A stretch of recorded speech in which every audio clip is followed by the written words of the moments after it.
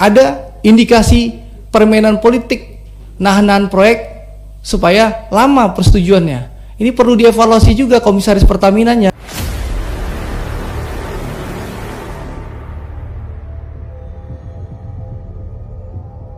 Kita mendengar ya bagaimana Presiden Jokowi melakukan komplain dan protes. Kenapa proyek di Pertamina itu lambat?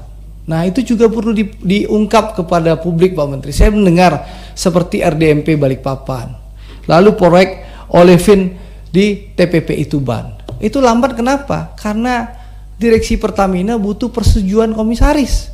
Jadi proyek-proyek di atas 30 juta dolar itu butuh persetujuan komisaris. Contoh dua proyek itu, RDMP Balikpapan dan olefin TPPI Tuban, itu persetujuan komisarisnya turunnya 6 bulan lebih.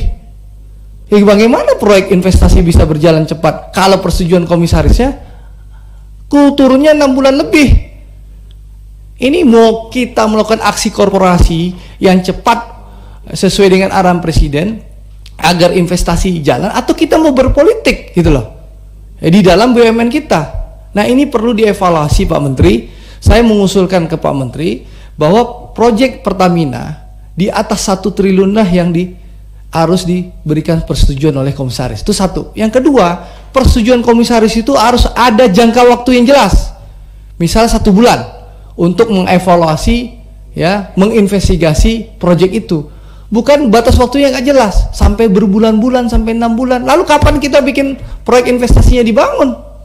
Akhirnya Presiden marah karena ada indikasi permainan politik, nahan proyek supaya lama persetujuannya. Ini perlu dievaluasi juga komisaris Pertaminanya. Mungkin Pak Pahala bisa komentar nanti sebagai wakil komut di Pertamina, siapa yang tahan tuh proyek. Nah, itu yang soal Pertamina. Sekali lagi, contoh RDMP Balikpapan itu dan olefin TPPI Tuban itu 6 bulan di tangan komisaris Pertamina, sehingga lambat persetujuannya.